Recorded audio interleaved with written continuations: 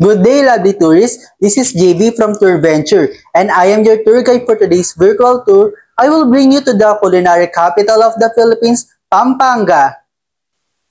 Once again, maya paaba po kaya kayungan, or good morning to all of you. Before anything else, our safety is the one of our priority. So that I want you to find a partner. If you find your partner, you have a responsibility to each other for this tour so that no one will walk alone to the entire tour. Always check the time for every destination and always look for your partner so no one can left behind in any destination. Second is you need to know and familiarize on the action that I do. If I whistle once like this, meaning you are free to roam to the destination. If I whistle twice and waving this flag like this, meaning we need to go back to the bus to prepare for the next destination. And if I wave the flag like this, meaning I will share some facts and knowledge about the province that we are touring.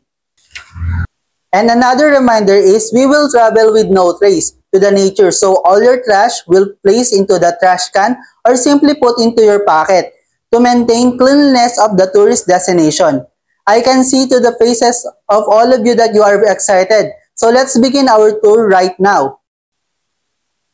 Our first destination is Mount Arayat National Park, located in Municipality of Arayat, and the summit lies in Magalang, Pampanga.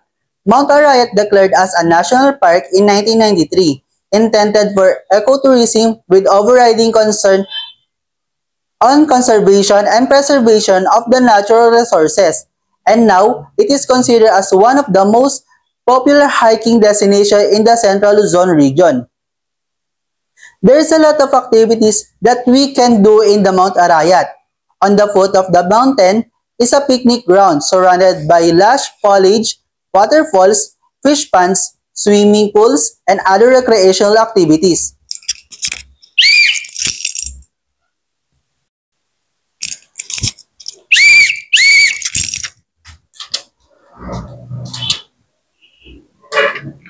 Please pack your things, tourists, and go back to the bus, and we will continue our journey to the next destination.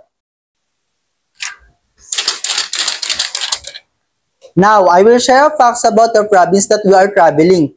Did you know, tourists, that the word Pampanga came from the word Pangpang, meaning a flat country crisscrossed by 100 small branches of the Pampanga River.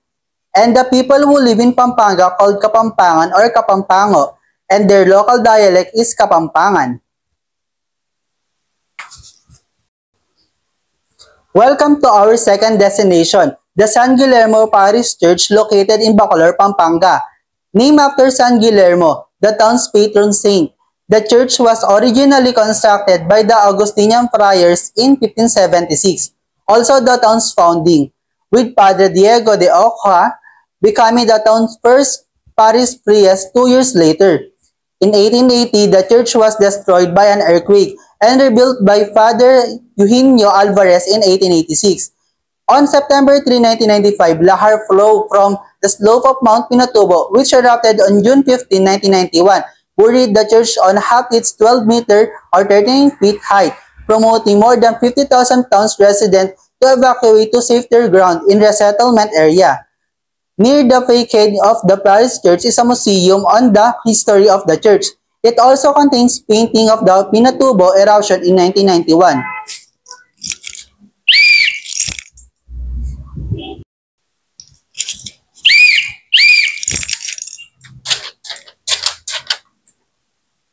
Please pack your things, tourists, and back to the bus, and we will continue our journey to the next destination. Let's learn about some short phrase of Kapampangan dialect. If you want to say let's eat, you would say mangantamu. And if you want to say I love you to someone you love, you would say kaluguranda ka. It is simple, right? Travelers, are you excited for our third and last destination? Welcome to Museo ni Angeles, located in Angeles City, Pampanga.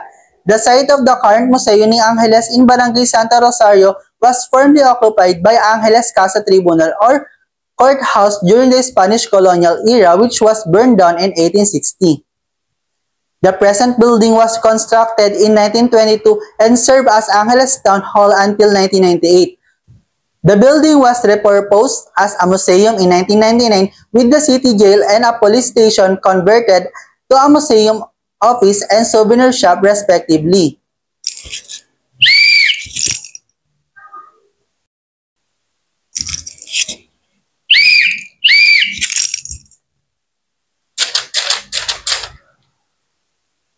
Tourists, let's go back to the bus and we will bring you to the initial destination and we will go home.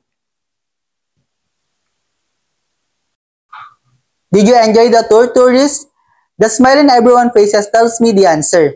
I hope to see all of you again. It is a wonderful and fantastic day for me to be your tour guide for this virtual tour. Once again, this is your tour guide JB. On behalf of the Tour Venture, we wish you a safety trip.